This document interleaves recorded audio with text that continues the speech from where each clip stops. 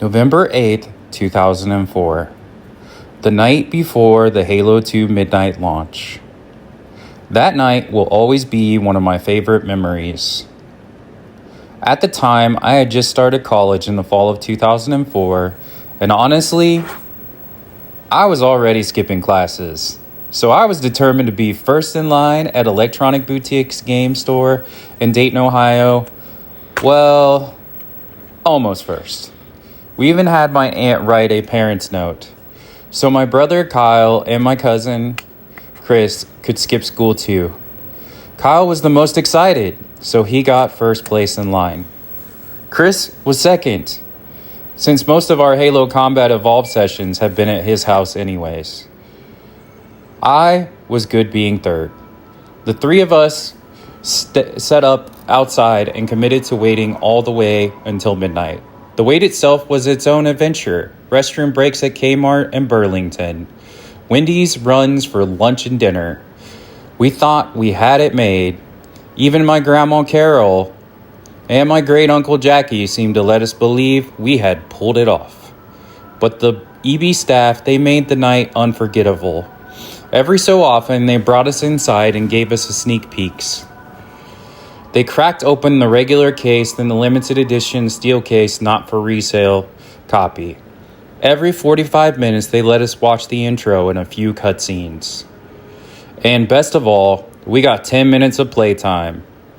Only split screen versus mode, no campaign. Torture, right? But worth it, you bet. People outside pressed their faces to the class, while we dual-wielded SMGs and needlers, trash talking until time was up. Then, back in line. Finally, midnight hit. We grabbed both the limited and the regular editions, rushed home, and thought we were in the clear. But the jig was up. The next morning, Kyle and I woke up to Grandma and Jackie waiting. Colonel Red and her special ops partner ready for interrogation. Kyle had to apologize at school, write a letter, and serve detention. I got marched back to college with Jackie making sure I parked and I went inside. What he didn't know, or maybe he did, was that I skipped class anyway and I just watched Halo 2 in the rec center. The punishment? Both our copies of Halo 2 was confiscated. Grounds for what felt like forever. The funny part, we still got to keep the swag Halo 2 lanyards, EB Games polos, and had to wear them to school, explaining how we skipped class and still got grounded.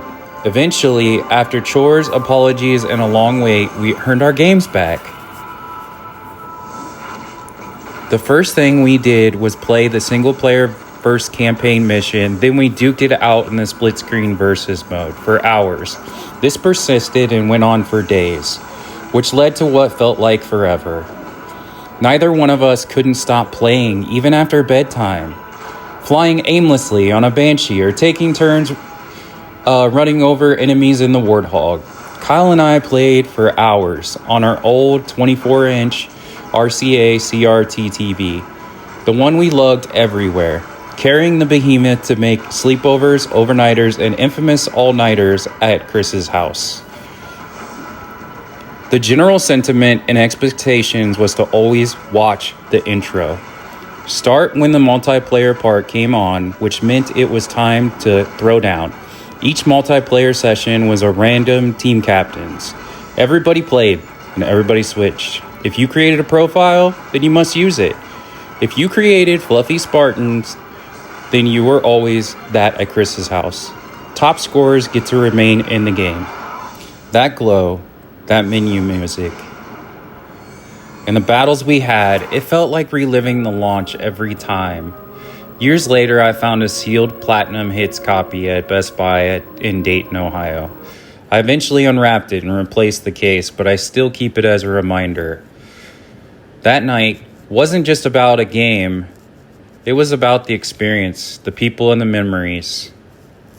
Halo 2 wasn't just released. It was lived.